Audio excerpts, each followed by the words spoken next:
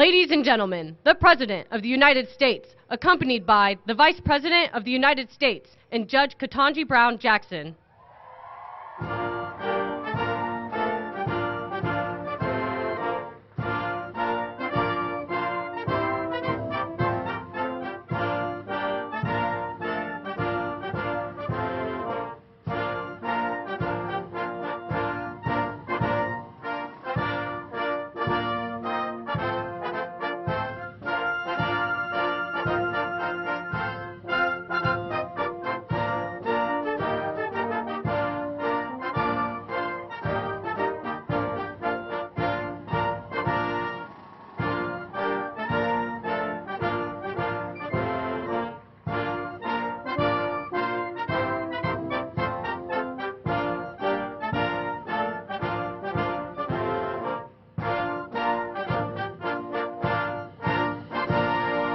Good morning. Good morning.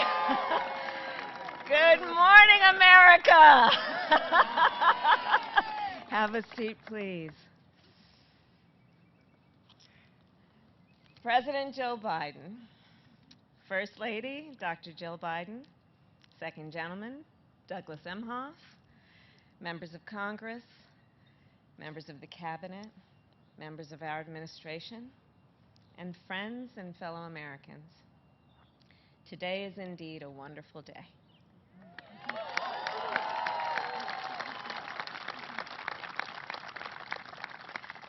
As we gather to celebrate the confirmation of the next Justice of the United States Supreme Court, Judge Ketanji Brown Jackson.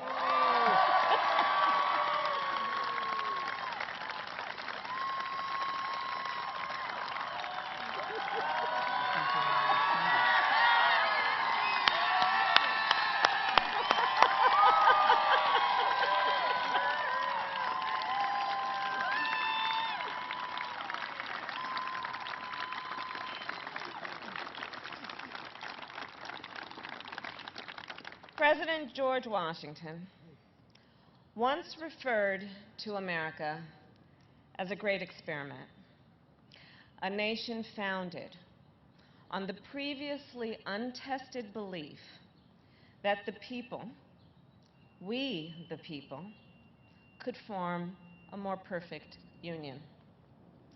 And that belief has pushed our nation forward for generations. And it is that belief that we reaffirmed yesterday.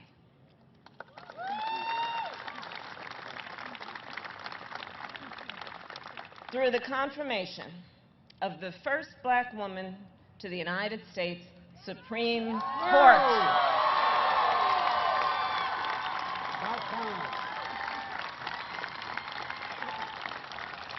And Judge Jackson, you will inspire generations of leaders. They will watch your confirmation hearings and read your decisions. In the years to come, the court will answer fundamental questions about who we are and what kind of country we live in. Will we expand opportunity or restrict it? Will we strengthen the foundations of our great democracy or let them crumble? Will we move forward or backward? The young leaders of our nation will learn from the experience, the judgment, the wisdom that you, Judge Jackson, will apply in every case that comes before you. And they will see, for the first time, 4 women sitting on that court at one time.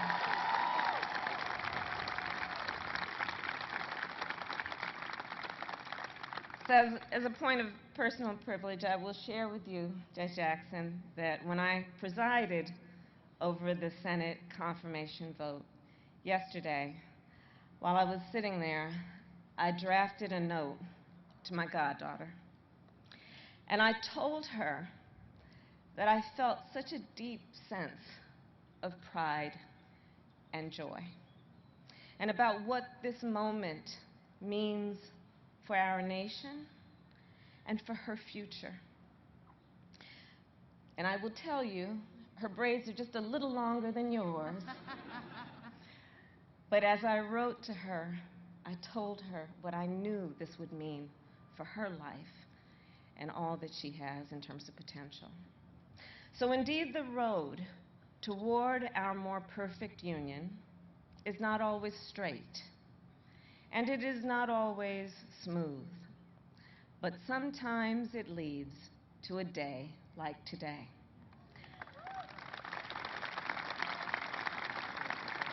A day that reminds us what is possible when progress is made, and that the journey, well, it will always be worth it.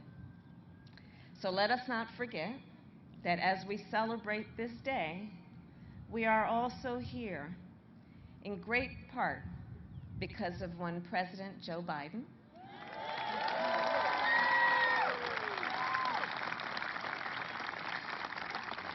and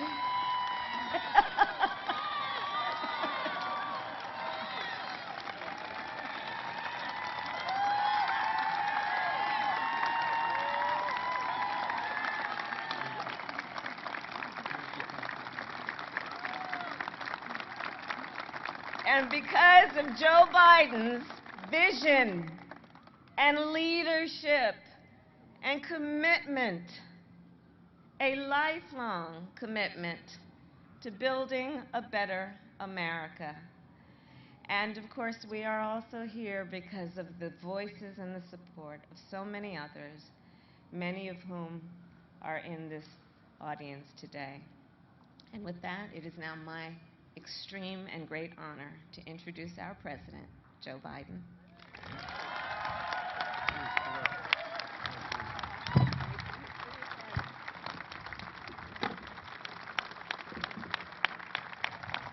Thank you, Kamala. Thank you, thank you, thank you. The first really smart decision I made in this administration. My name's Joe Biden. Please sit down. I'm Jill's husband and Naomi Biden's grandfather. And folks, now yesterday, this is not only a sunny day. I mean this from the bottom of my heart. This is going to let so much sun shine on so many young women, so many young black women, so many minorities, that it's real. It's real. We're going to look back, nothing to do with me. We're going to look back and see this as a moment of real change in American history. I was on the phone this morning, Jesse, with President Ramaphosa of South Africa. And he was talking about how the time that I was so outspoken about what was going on in my meeting with Nelson Mandela here.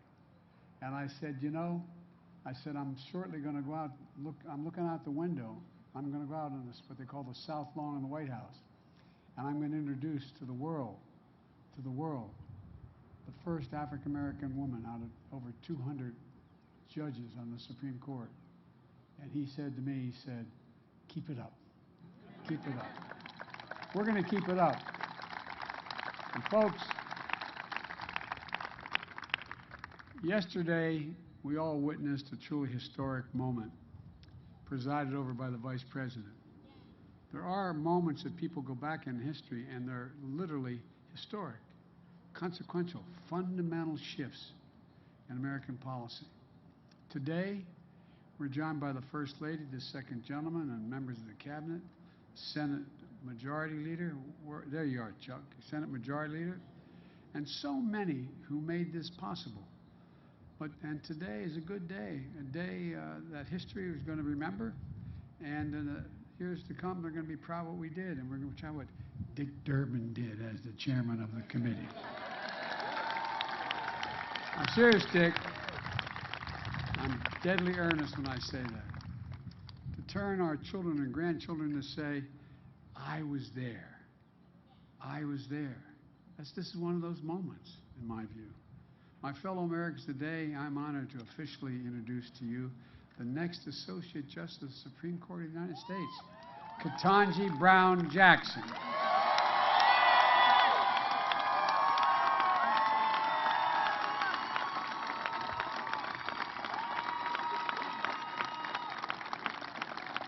After more than 20 hours of questioning at her hearing and nearly 100 meetings, she made herself available to every single senator who wanted to speak to her and spoke for more than just a few minutes, answered their questions in private as well as before the committee. We all saw the kind of justice she'll be: fair and impartial, thoughtful, careful, precise, brilliant, a brilliant legal mind with deep knowledge of the law, and a judicial temperament which was equally important in my view, that's calm and in command, and a humility that allows so many Americans to see themselves in Ketanji Brown Jackson. That brings a rare combination of expertise and qualifications to the court. A federal judge who has served on the second most powerful court in America, behind the Supreme Court. A former federal public defender with the ability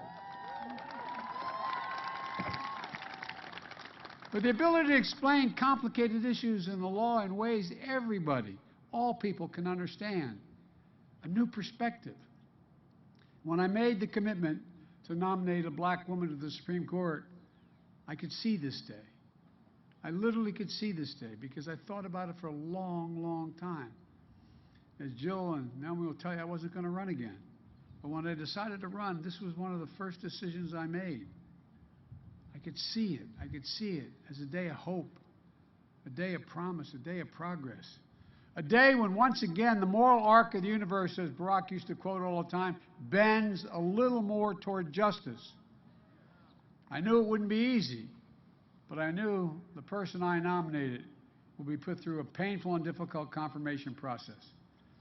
But I have to tell you, what Judge Jackson was put through was well beyond that. There was verbal abuse, the anger, the constant interruptions, the most vile, baseless assertions and accusations.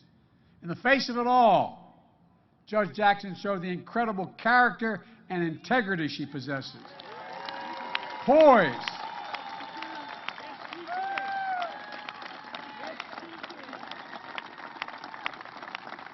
Poise and composure, patience and restraint, and yes, perseverance and even joy. Even joy.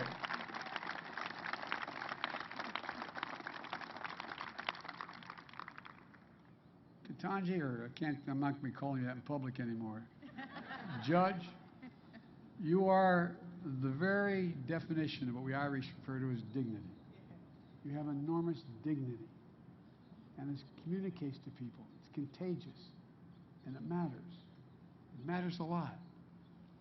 Maybe that's not surprising if you look who sat behind her during those hearings.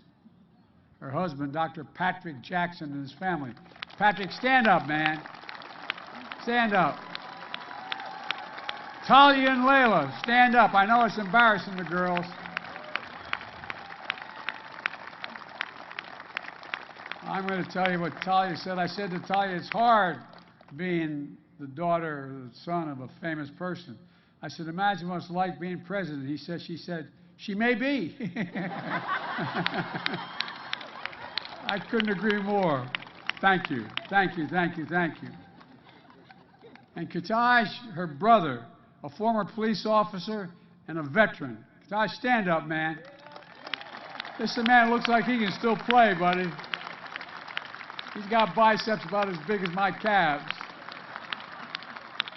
Thank you, bud.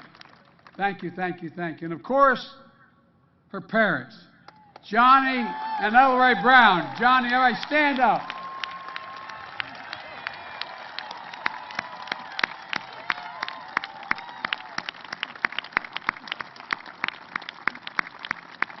I'll tell you what,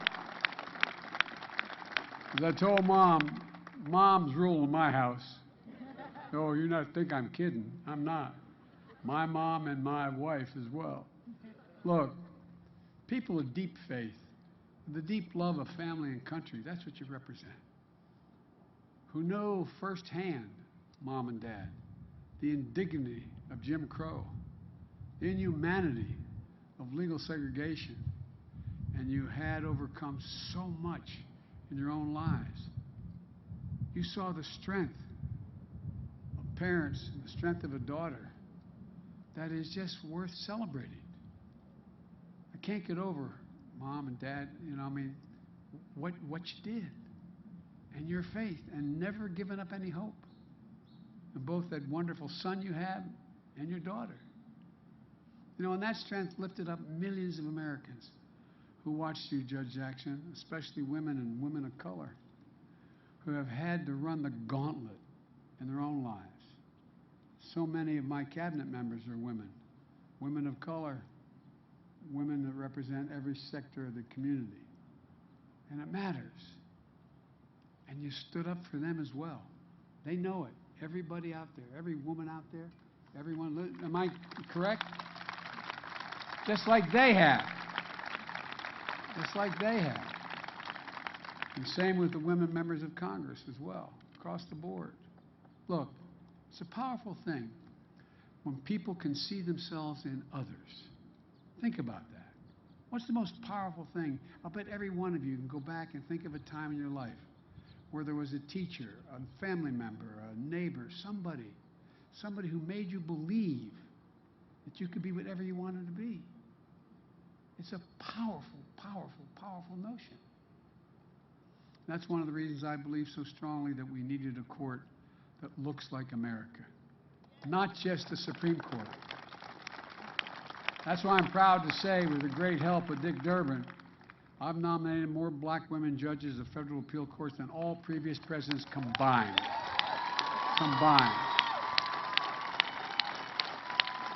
That's why I'm proud that Kamala Harris is our Vice President of the United States. A brilliant lawyer, the Attorney General of the state of California, former member of the Senate Judiciary Committee.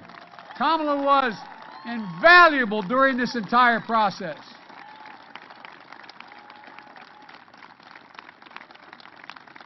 And Chuck, our majority leader, I want to thank you, pal. You did a masterful job in keeping the caucus together, getting this vote across the finish line in a timely and historic manner. Just watching on television yesterday, watching when the vote was taken on the Democratic side, the way people, there was such enthusiasm, genuine. You can tell when it's real.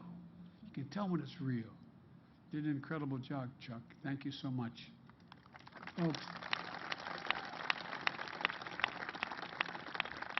because you're all able to sit down and don't have to stand, I'm going to go on a little longer here and tell you. I want to say something about Dick Durbin again.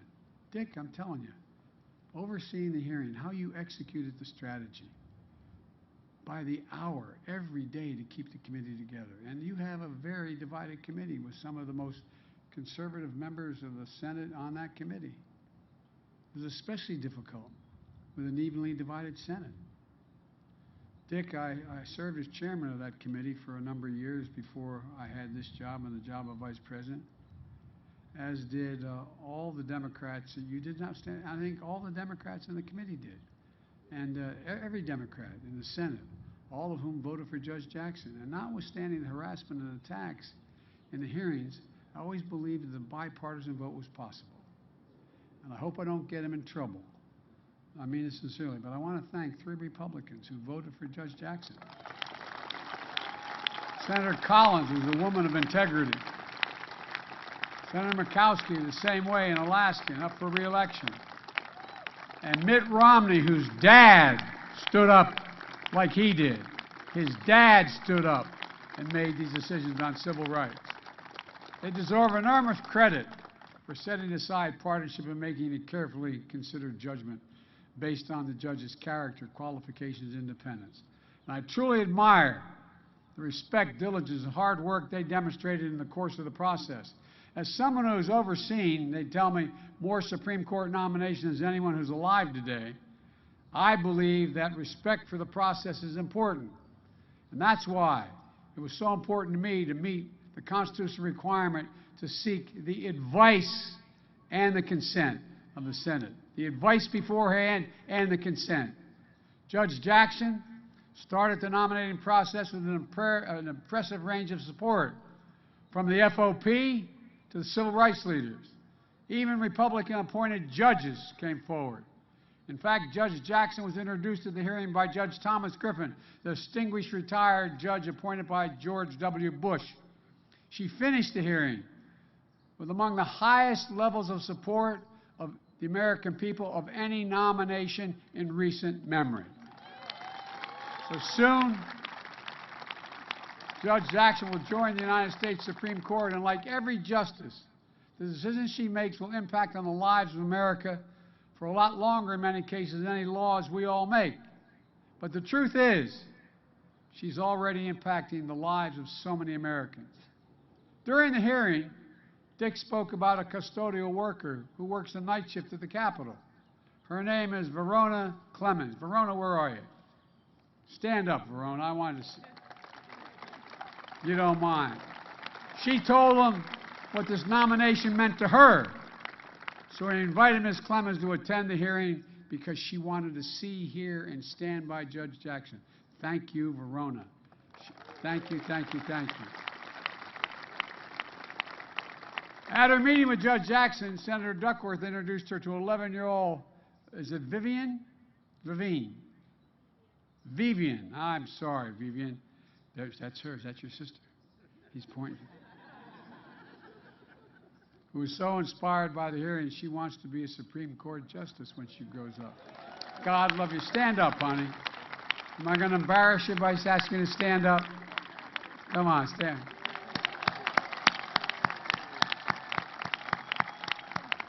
There's tens of thousands of Vivians all through the entire United States. She met Judge Jackson and saw her future. Means you're here today, and thank you for coming, honey. I know I embarrassed you by introducing you, but thank you. People of every generation, of every race, of every background felt this moment, and they feel it now.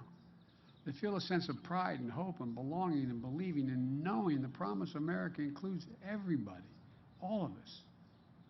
That's the American experiment. Justice Breyer talked about it when he came to the White House in January to announce his retirement from the court. He used to technically work with me when I was on the Judiciary Committee, and that's before he became a justice. He's a man of great integrity. We're going to miss Justice Breyer. He's a patriot, an extraordinary public service, and a great justice of the Supreme Court. And folks,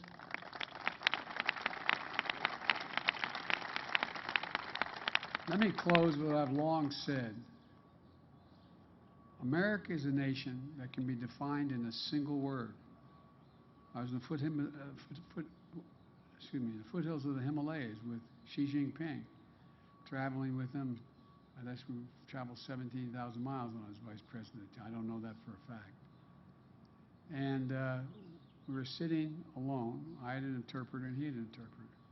And he looked at me in all seriousness. He said, "Can you define America for me?" And I said what many of you heard me say for a long time. I said, "Yes, I can. In one word, possibilities. Possibilities. That in America, everyone should be able to go as far as their hard work and God-given talent will take them, and possibilities. We're the only ones. That's why we're viewed as the ugly Americans. We think anything's possible."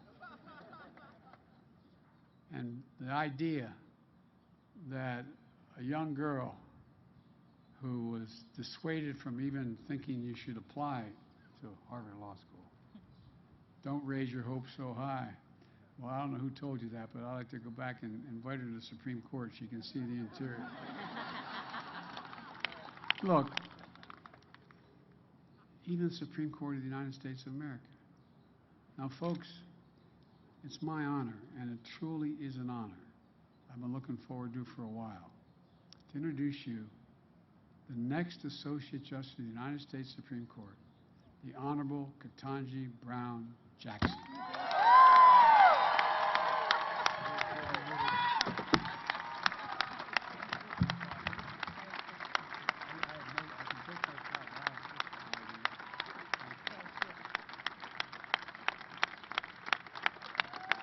Thank you. Thank you all. Thank you all very much. Thank you. Thank you so much, Mr. President. It is the greatest honor of my life to be here with you at this moment, standing before my wonderful family, many of my close friends, your distinguished staff and guests, and the American people. Over these past few weeks, you've heard a lot from me and about me, so I hope to use this time primarily to do something that I have not had sufficient time to do, which is to extend my heartfelt thanks to the many, many people who have helped me as part of this incredible journey. I have quite a few people to thank, and as I'm sure you can imagine, in this moment, it is hard to find the words to express the depth of my gratitude. First, as always, I have to give thanks to God for delivering me as promised and for sustaining me throughout this nomination and confirmation process. As I said at the outset, I have come this far by faith, and I know that I am truly blessed. To the many people who have lifted me up in prayer since the nomination, thank you. I am very grateful. Thank you as well, Mr. President, for believing in me and for honoring me with this extraordinary chance to serve our country. Thank you also, Madam Vice President, for your wise counsel and steady guidance. And thank you to the First Lady and the Second Gentleman for the care and warmth that you have shown me and my family. I would also like to extend my thanks to each member of the Senate. You have fulfilled the important constitutional role of providing advice and consent under the leadership of Majority Leader Schumer. And I'm especially grateful for the work of the members of the Senate Judiciary Committee under Chairman Durbin's skillful leadership. As you may have heard, during the confirmation process, I had the distinct honor of having 95 personal meetings with 97 sitting senators. And we had substantive and engaging conversations about my approach to judging and about the role of judges in the constitutional system we all love. As a brief aside, I will note that these are subjects about which I care deeply. I have dedicated my career to public service because I love this country and our Constitution and the rights that make us free. I also understand from my many years of practice as a legal advocate, as a trial judge, and as a judge on a court of appeals, that part of the genius of the constitutional framework of the United States is its design, and that the framers entrusted the judicial branch with a crucial but limited role. I've also spent the better part of the past decade hearing thousands of cases and writing hundreds of opinions, and in every instance, I have done my level best to stay in my lane and to reach a result that is consistent with my understanding of the law and with the obligation to rule independently without fear or favor. I am humbled and honored to continue in this fashion as an Associate Justice of the Supreme Court of the United States, working with brilliant colleagues, supporting and defending the Constitution, and steadfastly upholding the rule of law.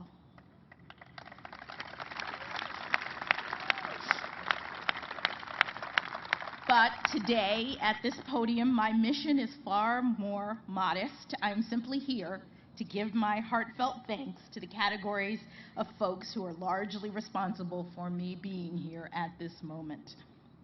First, of course, there is my family. Mom and Dad, thank you not only for traveling back here on what seems like a moment's notice, but for everything you've done and continue to do for me. My brother Ketanji is here as well. You've always been an inspiration to me as a model of public service and bravery, and I thank you for that. I love you all very much. To my in-laws, Pamela and Gardner Jackson, who are here today, and my sisters-in-law and brothers-in-law, William and Dana, Gardy and Natalie, thank you for your love and support. To my daughters, Talia and Layla, I bet you never thought you'd get to skip school by spending a day at the White House. This is all pretty exciting for me as well, but nothing has brought me greater joy than being your mother. I love you very much.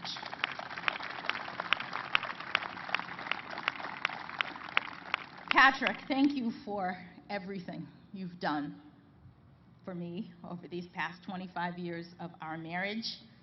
You've done everything to support and encourage me, and it is you who've made this moment possible.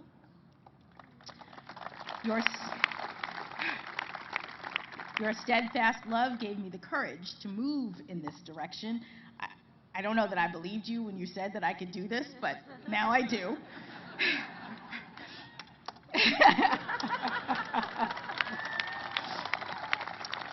And for that, I'm forever grateful. In the family category, let me also briefly mention the huge extended family, both Patrick's and my own, who are watching this from all over the country and the world. Thank you for supporting me. I hope to be able to connect with you personally in the coming weeks and months. Moving on briefly to the second category of people that warrant special recognition, those who provided invaluable support to me professionally in the decades prior to my nomination, and the many, many friends I have been privileged to make throughout my life and career. Now, I know that everyone who finds professional success thinks they have the best mentors, but I truly do.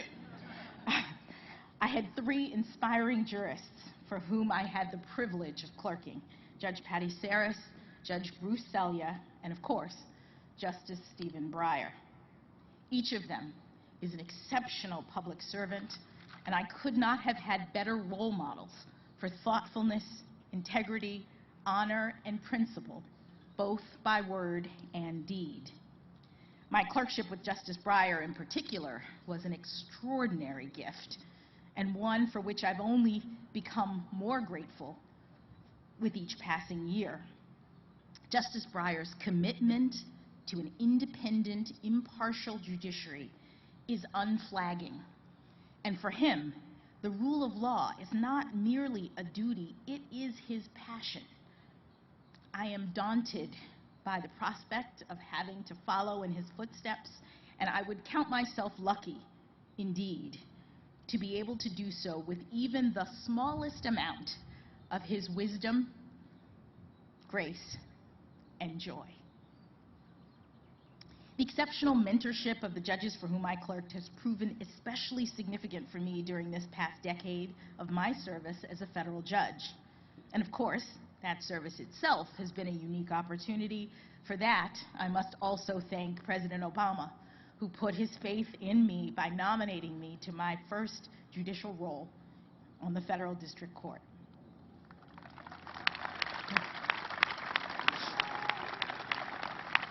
This brings me to my colleagues and staff of the Federal District Court in Washington, D.C. and the D.C. Circuit. Thank you for everything.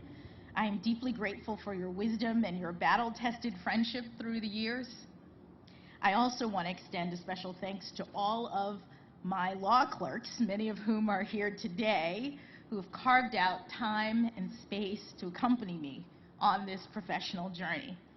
I'm especially grateful to Jennifer Gruda, who has been by my side since nearly the outset of my time on the bench and has promised not to leave me as we take this last big step. To the many other friends that I have had the great good fortune to have made throughout the years, from my neighborhood growing up, from Miami Palmetto Senior High School, and especially the debate team, from my days at Harvard College, where I met my indefatigable and beloved roommates, Lisa Fairfax, Nina Coleman Simmons, and Antoinette Sequeira Coakley. They are truly my sisters. To my time at Harvard Law School and the many professional experiences that I've been blessed to have since graduation, thank you. I have too many friends to name, but please know how much you've meant to me and how much I have appreciated the smiles, the hugs, and the many atta-girls that have propelled me forward to this day. Finally, I'd like to give special thanks to the White House staff and the special assistants who provided invaluable assistance in helping me to navigate the confirmation process. My trusted Sherpa, Senator Doug Jones, was an absolute godsend.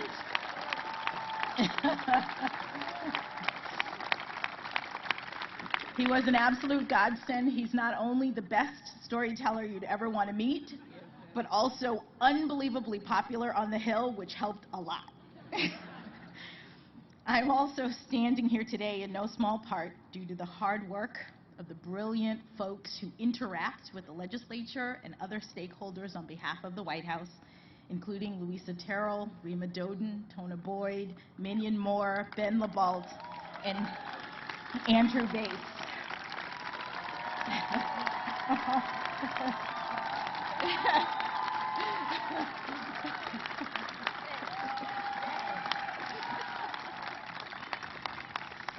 I am also particularly grateful for the awe-inspiring leadership of White House counsel Dana Remus.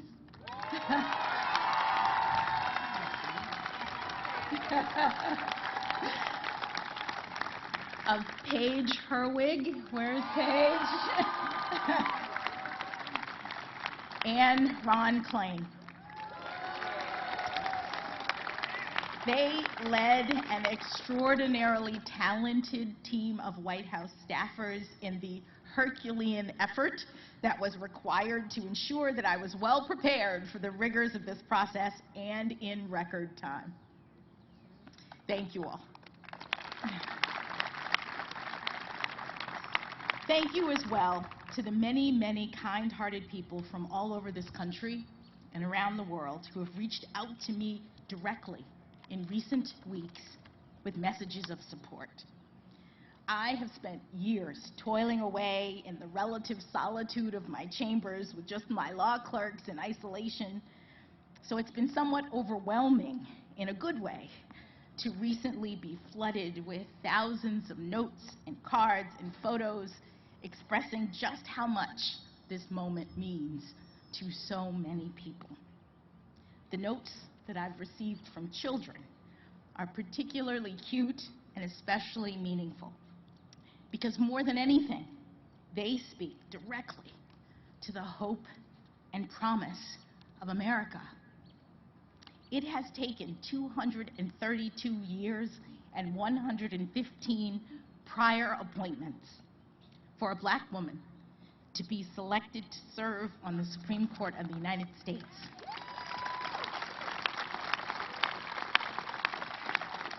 But we've made it.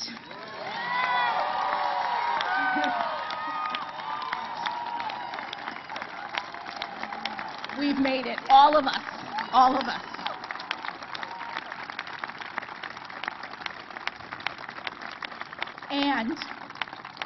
And our children are telling me that they see now, more than ever, that here in America, anything is possible.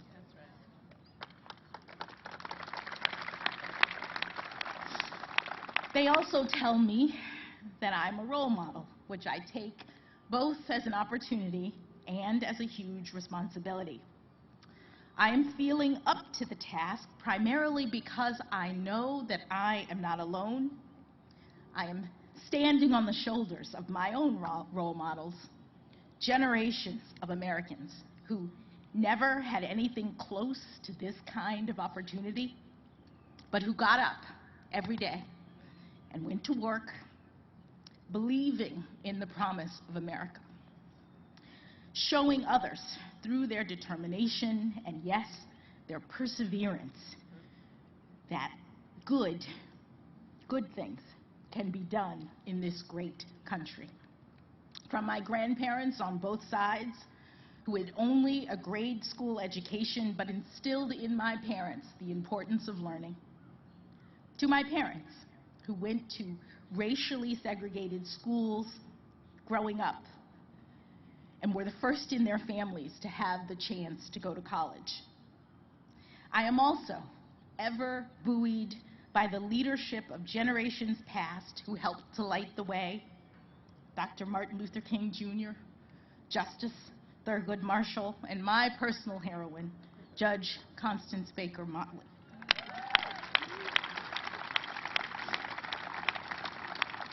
They and so many others did the heavy lifting that made this day possible.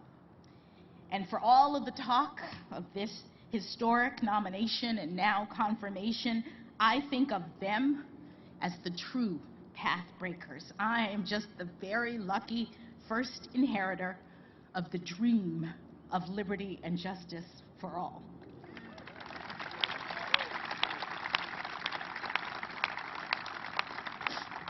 To be sure, I have worked hard to get to this point in my career, and I have now achieved something far beyond anything my grandparents could have possibly ever imagined. But no one does this on their own. The path was cleared for me so that I might rise to this occasion. And in the poetic words of Dr. Maya Angelou, I do so now while bringing the gifts my ancestors gave.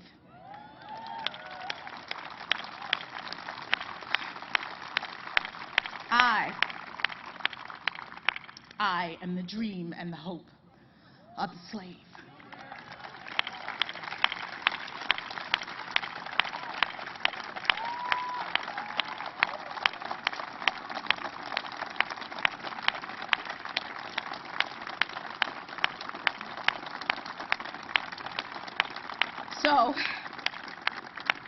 So as I take on this new role, I strongly believe that this is a moment in which all Americans can take great pride.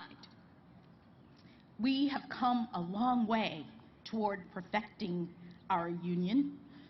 In my family, it took just one generation to go from segregation to the Supreme Court of the United States.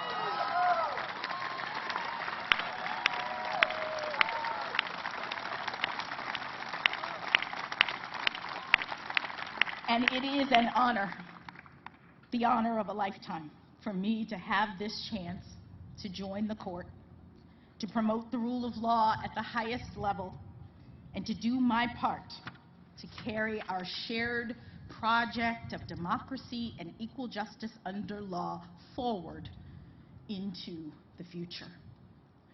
Thank you again, Mr. President and members of the Senate, for this incredible honor.